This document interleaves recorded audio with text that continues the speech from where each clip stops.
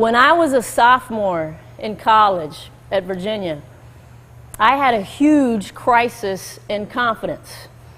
My sophomore year of college, I started to feel like I couldn't shoot it, I couldn't handle it, I couldn't guard anybody. And, you know, when I was in high school, I was the player of the year in the state of Texas as a senior, and I had a lot of options as to where to go to college. I had a lot of scholarship offers on the table. And my first year at Virginia, we were loaded, first of all. I had really good teammates when I was at Virginia, really good players. And so my first year at Virginia, I didn't start, but I was the sixth man. I was first person off the bench. I didn't start the game, but I almost always finished the game. And I probably averaged 20, 25 minutes a game. Got to play a lot on a team that went to the Final Four. My second year, when I came back, we had everybody back, and then some. We were even better my second year than we were my first year.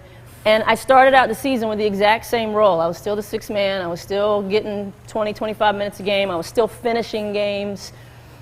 But at some point in that season, things started to go south for me. Again, I started to feel like I couldn't shoot it, and that was one of my strengths. I mean, one of the reasons I got to play at a place like Virginia at my size is because I could shoot it pretty good and I could handle the ball pretty good, better than most people.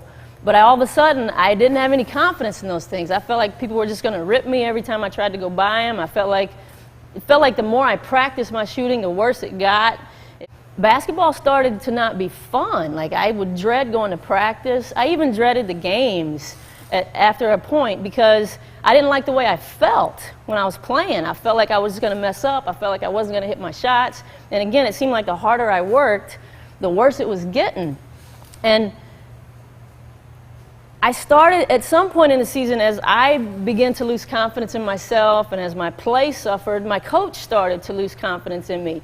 And then what started happening is my playing time started to go down.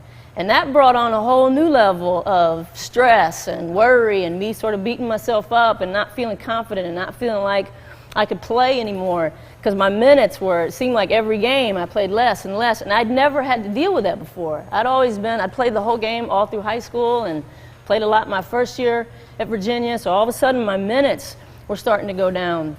So it was one of probably the worst season of my basketball career because I just didn't like the way I felt when I played. You know, the one thing that kind of kept me going that season is my team was doing very well. We spent most of that season, Coach Calder probably remembers this because he was at Carolina when I was at Virginia. We spent most of that year ranked number 1 or number 2 in the country. And so my team was doing really well. So the one thing that kind of kept me going, even though personally I was miserable, the one thing that kept me going is we had a chance to win the national championship. After the ACC tournament, we made the NCAA tournament. We were a number 1 seed. We kind of breezed through the first few rounds of the NCAA tournament. And again, every game I'm playing less and less. Like, I'm not even looking forward to the games. And it was like, I hate sitting on the bench. I always hated sitting on the bench. But during that sophomore year, like, there were a lot of moments where I didn't even really want to go in the game. And we made it to the Final Four. And the Final Four that year was in New Orleans. And I'm from Houston. So it was only about 4 or 5 hours from my house. So we went to the Final Four. And in the first round, we played UConn. That was UConn's first year of making the Final Four. That was Lobo's freshman year. And we beat UConn in the semifinals. And we made it to the national championship game. And Pat Summitt and the storied Tennessee team, and I can remember sitting on the bench before that game started, or right when the game first got going, and thinking, you know, this is it. Like, this is the national championship game. This is what I've been working for and sacrificing for and dreaming about since I was a kid, and certainly since I had been at Virginia. And I can remember sort of sitting there taking all that in, but yet feeling kind of like, this is it? Like, it just didn't feel as good as I expected it to feel because of what I was going through with my confidence, because I just wasn't enjoying the game and I didn't even want to go out there. I was afraid to go into the game because this was like the biggest stage of all. And to make it even worse is we lost that game in overtime. We had it won basically in regulation, and we made a few mistakes at the end of regulation and they tied it up, and we lost the game in overtime. So we didn't win the game, but I got close enough to it that I could tell that even if we had won the national championship, it wasn't going to change the way I was feeling. It wasn't going to change the way I felt about basketball or the way I felt about myself. Because I was thinking, if that was it, if that was the national championship, that's what I've been sacrificing for and going through all this misery for, if that was it, I'm not sure I want to keep playing basketball, because I'm not even sure that's worth it. It's not, certainly not worth the bad feelings and the misery that I had been going through that whole season. So I knew something had to change, or else I wasn't going to play the next season. I didn't want to play the next season. And while I was on that plane ride, I remembered something that my coaches had told me when they were recruiting me. When my coaches were recruiting me to come to Virginia, one of the things they were really proud of was that there was a sports psychologist who worked for UVA. He was on the faculty at UVA by the name of Dr. Bob Rotella. And I don't know if he's even still there, Monica, but at the time there was a professor of sports psychology named Bob Rotella. Well, I decided on the plane ride, okay, when we get back to Charlottesville, I'm going to call up Dr. Bob and see if he'll talk to me, see if he can help me, see if he can fix my confidence problem. And so he sat in a chair and I sat on one of those cushy sofas, and he said, so tell me what's been going on.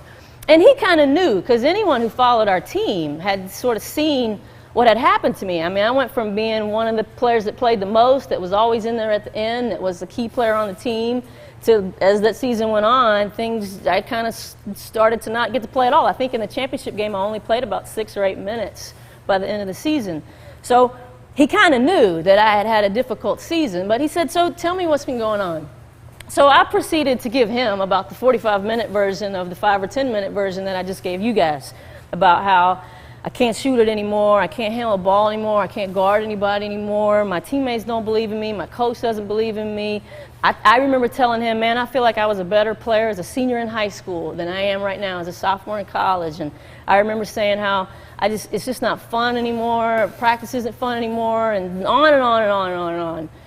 And so when I finally took a breath and stopped talking, he said, so, Dena, you've just spent, a good amount of time telling me how you can't shoot anymore, and you can't handle the ball anymore, and you can't guard anybody, and basketball's not fun, your coach doesn't believe in you, you were a better player in high school than you are now.